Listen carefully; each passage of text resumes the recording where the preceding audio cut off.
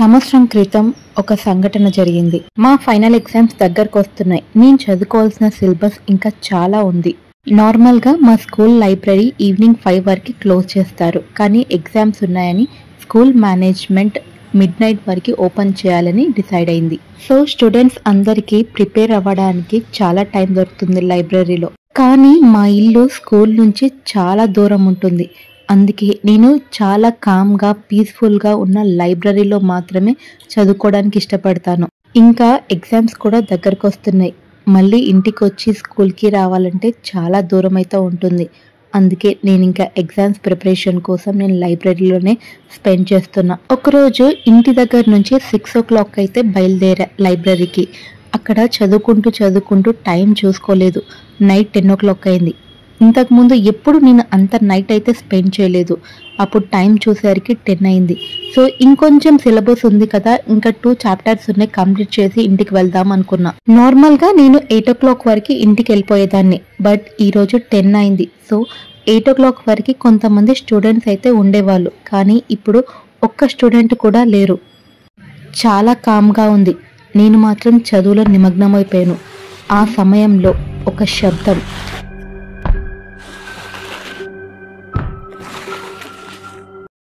పదే అదే శబ్దం వస్తుంది. ఇంకా నేను త్వరగా బుక్స్ క్లోజ్ చేసి లైబ్రరీ నుంచి అయితే బయటకు వచ్చా. లైబ్రరీ నుంచి బయటకు వచ్చాక ఒక పెద్ద కారిడార్ అయితే ఉంటుంది. ఆ కారిడార్ నుంచి నడుచుకుంటూ రైట్ సైడ్ వెళ్ళాక మనకి ఎగ్జిట్ అయితే ఉంటుంది. ఆ కారిడార్లో నడుచుకుంటూ వెళ్తుంటే నాకు దూరంలో ఎగ్జిట్ డోర్ దగ్గర ఒక లేడీ అయితే నించొని ఉంది. నాకైతే తెలీదు అక్కడ ఎవరున్నదో. కానీ భయంగా నడుచుకుంటూ అయితే వెళ్తున్నా. ఇంకా భయపడుతూనే ఎవరక్కడా అని అడిగేసరికి వితిన్ సెకండ్స్లోనే తనైతే అక్కడి నుంచి వెళ్ళిపోయింది. అప్పుడు నాకైతే చాలా రిలీఫ్గా అనిపించింది. చాలా లేట్ నైట్ అయిపోయింది. ఇంకా ఇప్పటి వరకు నేనేం తినలేదు. ఆకలేస్తుంది. చాలా నీరసంగా ఉంది. అందుకే సరిగ్గా నడవలేకపోతున్నా కూడా. యూజువల్గా ఈ రోడ్డు చాలా బిజీగా ఉంటుంది. ఇంకా నైట్ టైంలో కూడా కొంతమంది నడుస్తూ ఉంటారు. రోడ్డు మీద ఎవ్వరు లేకపోయేసరికి భయంతో నేనైతే ఇంకా తల వంచుకొని రోడ్డుని చూసుకుంటూ అలా నడుచుకుంటూ ఇంకా ఆల్మోస్ట్ ఇంటి దగ్గర వరకు అయితే వచ్చాను. సడన్గా నేనైతే ఒక షాడో చూశాను.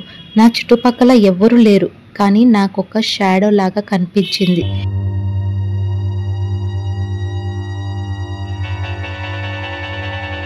తరువాత నేను కొంచెం తల ఎత్తి చూసేసరికి ఒక లేడీ అయితే చాలా స్లోగా నడుచుకుంటూ వెళ్తుంది.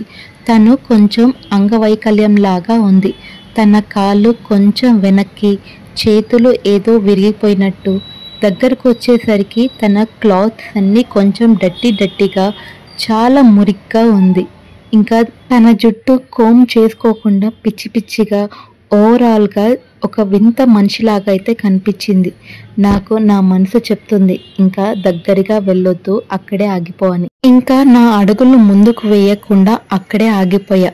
తను వెళ్ళాక వెళ్ళిపోదాము అని. సడన్గా వెనక్కి తిరిగి నా దగ్గరగా వచ్చింది.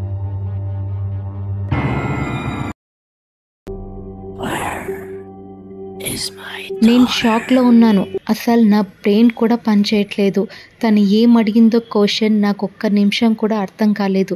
ఇంకా కొంచెం కూల్గా ఉండి తను ఏం చెప్పిందో తనకు ఆన్సర్ నేను ఏం చెప్పాలో కొంచెం ధైర్యం తెచ్చుకొని నేను అక్కడుంది వెళ్ళండి అని చాలా దూరంలో ఒక పాయింట్ అయితే చెప్పాను. ముందు నా దగ్గర నుంచి ఎలాగో వెళ్ళాలి అని తనకైతే ఒక అడ్రస్, ఒక దారి అయితే చూపించాను. తనైతే అక్కడి నుంచి వెళ్ళిపోయింది.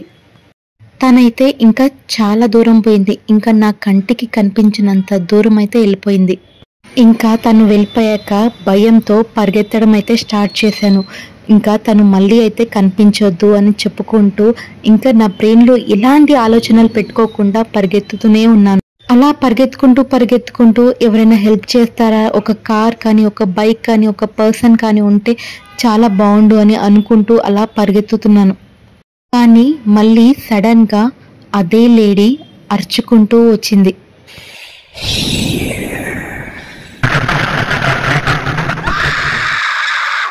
ఆ తర్వాత నేను కాన్షియస్లో వచ్చేంత వరకు నాకైతే ఏది గుర్తులేదు. నేను రోడ్డు మీద పడడం చూసి మా నైబర్ వాళ్ళు ఇంటికైతే నన్ను తీసుకొచ్చారు. నన్ను ఎవరైతే నైబర్ తీసుకొచ్చారో అతను నాకు ఈ స్టోరీ అయితే చెప్పాడు. 1998లో ఈ సంఘటన అయితే జరిగింది. 32 ఇయర్స్ ఓల్డ్ లేడీ, తనకి ఒక డాటర్ 10 ఇయర్స్. తను కూడా సేమ్ అదే స్కూల్కి అయితే వెళ్తుంది. ఒకరోజు ఆడుకుంటూ యాక్సిడెంట్లో చనిపోయింది. ఆ బాధ దిగమింగలేక చాలా బాధతో తను కూడా బిల్డింగ్ పై నుంచి దూకి సూసైడ్ చేసుకుంది. అప్పటి నుంచి తన కూతురు కోసం అదే స్కూల్లో ఆత్మగా అయ్యి తిరుగుతూ ఉంది. ఏదో ఒక రోజు తన కూతురు తన దగ్గరికి వస్తుందని ఆశతో స్కూల్ దగ్గరలోనే అలా తిరుగుతూ ఉంటుంది.